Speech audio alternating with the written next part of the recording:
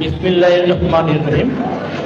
আজকের অনুষ্ঠানের সম্মানিত সভাপতি, উপস্থিত মঞ্চে উপবিষ্ট সম্মানিত বিশেষ অতিথিবৃন্দ এবং আমার সামনে আমন্ত্রিত, যাদের কেন্দ্র করে আজকে সুন্দর অনুষ্ঠানের আয়োজন, যে আমার প্রিয় কৃতি ছাত্রছাত্রীবৃন্দ এবং তাদের গর্বিত অভিভাবকবৃন্দ ও সম্মানিত সুজন, আসসালামু আলাইকুম।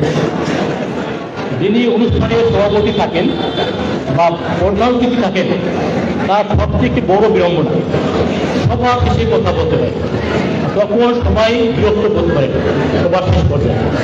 আরেকটি বড় বিড়ম্বনা, আমরা কিছু বলার জন্য প্রিপারেশন নিয়ে আসি, এই কথা বলবো সেই কথা বলবো, দেখা যায় আমাদের আগের পক্ষে সব কথা বলে বলে আমাদের যেমন বলার কিছু থাকে না, তখন পৃষ্ঠায় কোন কথাগুলো বলা হয় না, কোনটা বাদ করলো সেদিকে আমাদের নজর দিতে হয়। যা হোক, এই বিড়ম্বনা সবসময় ছিল, এখনো আছে।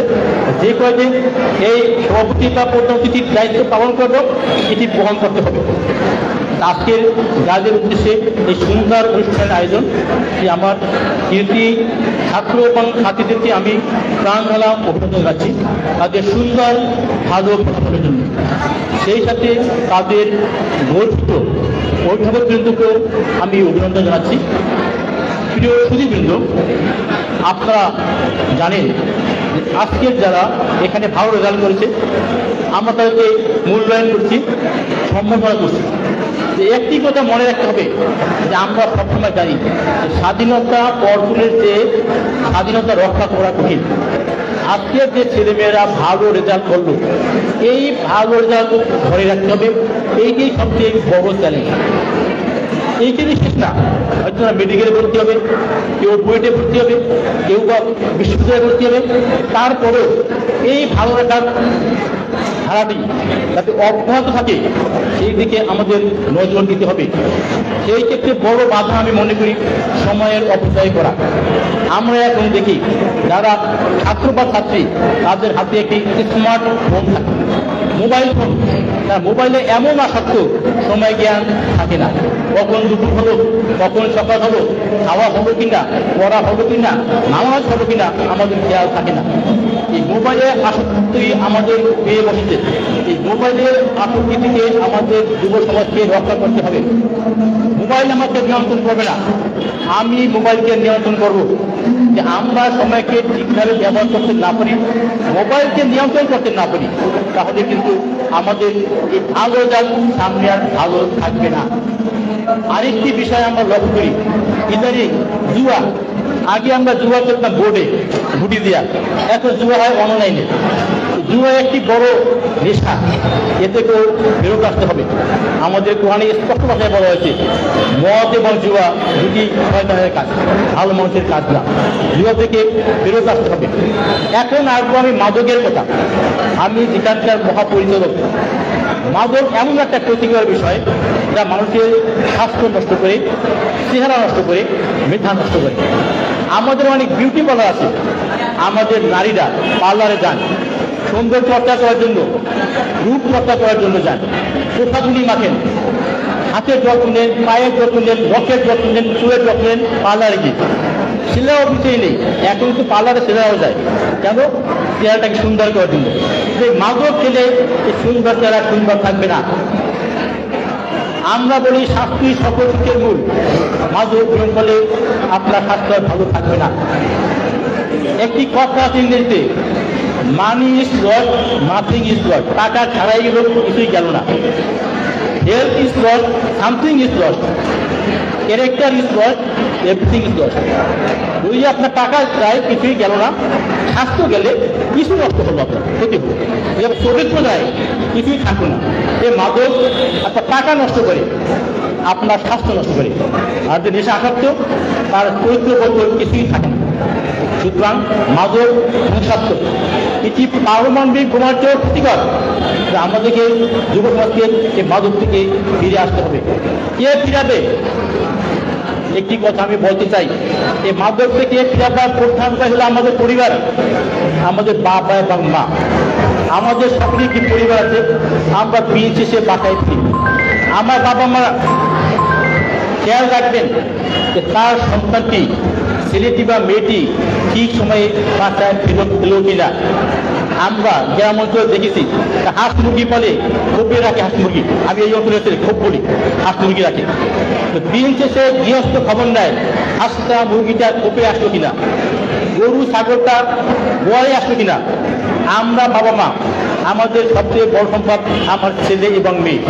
আমার ছেলেটা মেয়েটা দিন শেষে বাসায় ফেলবো কিনা, কখন ফেলবো, কিভাবে ফেলবো, কার সাথে বসলো, আমরা খবর রাখি না। আমাদের ছেলে মেয়ে নষ্ট হয়ে যাচ্ছে। সুতরাং আমি যে গার্ডিয়ান তাদের প্রতি উদ্যোক্ত আহ্বান রাখবো, আপনাদের ছেলে মেয়ের প্রতি নজর রাখেন, যারা মাদক হয় কিনা খেয়াল রাখেন। আজকের এই অনুষ্ঠান আয়োজন যারা ভালো ছাত্র, ভালো ফলাফল করছে তাদের জন্য, আমি শুধু তাদের পক্ষেই না, আর যারা গার্ডিয়ান তাদের উদ্দেশ্যে বলছি, আপনার ছেলেটা ভালো করছে, আপনার আর একটি ছেলে মেয়ে ভালো নাও করতে পারে, পরীক্ষা ফেলও করতে পারে, কিন্তু তার প্রতি আপনি অবহেলা করবেন না। আপনি লক্ষ্য করবেন যত বড় বড় বিজ্ঞানী আছে তাদের জীবনী করেন, অনেকেই ভালো ছাত্র ছিলেন না, অনেকেই না। রবি ঠাকুর স্কুল পালিয়েছেন, সবচেয়ে বড় কবি নোবেল পুরস্কার পেয়েছেন। নজরুল ইসলাম জাতীয় কবি, লেখাপড়া ব্যক্তি কাজ করতে পারেন নাই, আমাদের জাতীয় কবি। এই যে কবি নজরুল, রবি ঠাকুর, তাদের লেখা নিয়ে গবেষণা করে মানুষ পিএইচডি ডিগ্রি পায়। আবার লক্ষ্য করবেন ভারতের পুরাতন রাষ্ট্রপতি এপিজে আব্দুল কালাম পরীক্ষা দিয়েছিলেন বিমান বাহিনীর অফিসার হবেন, পরীক্ষা দিলেন, উনি অষ্টম হলেন। 7 জন পর্যন্ত দেওয়া হলো, উনি পরীক্ষায় এড়াও হলেন না, ভাব করলেন। কিন্তু উনি ভারতের সবচেয়ে বড় বিজ্ঞানী, ক্রিস্টি নামক তার মিসাইল আবিষ্কার করেছেন, তারপর ভারতের রাষ্ট্রপতি। অথচ উনি সেই পরীক্ষায় ফেল করছিলেন, এই বিমান বাহিনী পরীক্ষায় এড়াও হয়নি। বহু নজির আছে আপনার এখন সাহিত্যিক দিক থেকে। অনেকে বলে আমি তো খাটো, আমার জীবনটা নষ্ট হয়ে গেল, আছে না, অনেকে নিজের নিয়ে সে দুশ্চিন্তায় ভুগে, আমার চেহারা ভালো না, আমি খাটো। এই যে লতা মঙ্গেশকর ভারতের কণ্ঠশিল্পী, চেহারা খুব একটা ভালো না। ইতিহাসে আমার তৈমুররান ওরা ছিলেন, নেপোলিয়ন বোনাপার্ট নাম শুনতেন, ইতিহাস বিখ্যাত রাষ্ট্রনায়ক সমরবীর, চাইলে খাটো ছিলেন। সুতরাং এই ধরনের হীনমন্তায় আমরা যেন না ভুগি, আমাদেরকে খেয়াল রাখতে হবে। সর্বশেষ একটি কথা বলবো, আমরা একটা কবিতা পড়ছিলাম 16 আনায় মিশে। একবার একটি নৌকায় মাঝি, সেই নৌকা হচ্ছে এক বাবু, উচ্চ শিক্ষিত। প্রশ্ন করলেন মাঝিকে, আরে মাঝি তুই জানিস সূর্যচন্দ্র পূর্ব দিকে ওঠে? মাঝি বলল না বাবু, আমি তো জানি না। তুই জানিস চন্দ্র সূর্য চন্দ্রগ্রহণ সূর্যগ্রহণ কেন হয়? তোর নাও তো জানি না। তারপর বললো জোয়ার ভাটা কেন হয়? আমরা কি অত খবর রাখি? উনি বল তোর জীবন তোর প্রথম বললো 4 আনা মিশা, তারপর বললো 8 আনা মিশা, তারপর বললো 12 আনা মিশা, তো 3টাই ঠিক করলো। তারপর বলি তোর ঘর উঠলো, চন্দ্র ঝড়, মুখের টুকুটুকু অবস্থা। তখন মাঝি জিজ্ঞেস করে বাবুকে, বাবু তুমি সাঁতার জানো? না আমি সাঁতার জানি না। তোমার জীবন 16 আনায় গেছে। তোমরা যা ভালো গান করেছো, যদি তোমরা মায়ের কাছাতে হও, তোমার মেধা থাকবে না, তোমরা লেখায় পড়ায় মনোযোগ থাকবে না, তোমার স্বাস্থ্য ভালো থাকবে না, চেহারা ভালো থাকবে না, তুমি সমাজ হবে কলঙ্কিত, তোমার পুরো জীবন থাকবে পিছিয়ে। তাই উজ্জ্বল আহ্বান জানাবো, তোমরা মাদক থেকে দূরে থাকবে। এই প্রত্যাশা ব্যক্ত করে তোমরা সবাই মাদক মুক্ত জীবনযাপন করবে। তোমরা আমাদের আগামী বাংলাদেশের এই প্রত্যাশা ব্যক্ত করে আজকে যে অনুষ্ঠান আয়োজন করেছেন বিশ্ববিদ্যালয় পরিক্রমা সহ সকল কর্তৃপক্ষ যারা এখানে এসছেন, আমার অতিথিবৃন্দ, আপনারা এখানে উপস্থিত থেকে এই অনুষ্ঠানের সৌন্দর্য বৃদ্ধি করেছেন, এই জন্য আপনাদের প্রতি অশেষ কৃতজ্ঞতা জ্ঞাপন করে আমি আমার বক্তব্য শেষ করছি। ভালো থাকবেন, সুস্থ থাকবেন, আল্লাহ হাফেজ।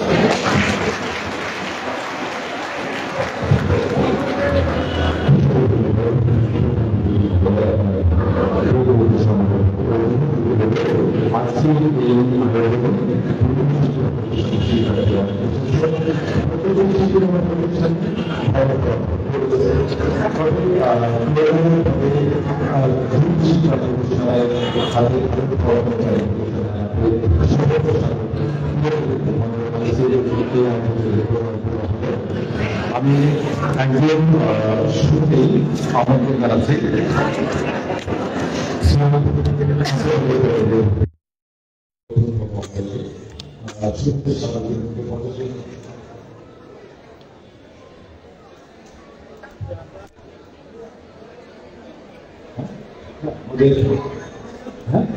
আয়োজনের সম্মানিত প্রধানমন্ত্রী মহোদয়,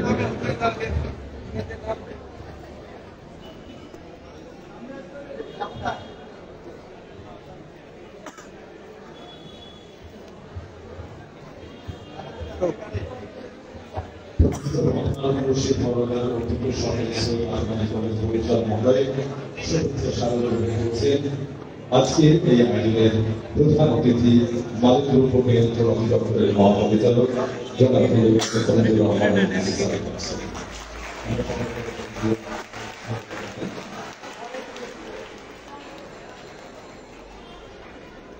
এরপর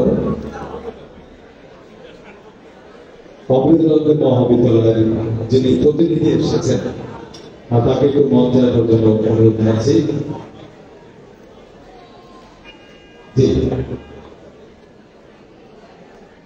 অমৃতনগরের মহাবিদ্যালয় প্রতিষ্ঠান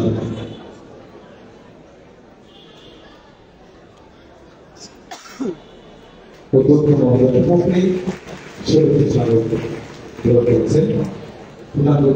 প্রধানমন্ত্রী মহোদয় সহ অন্যান্য বিশেষ অতিথিবৃন্দ। এই পর্যায়ে বিভিন্ন শিক্ষা ব্যবস্থা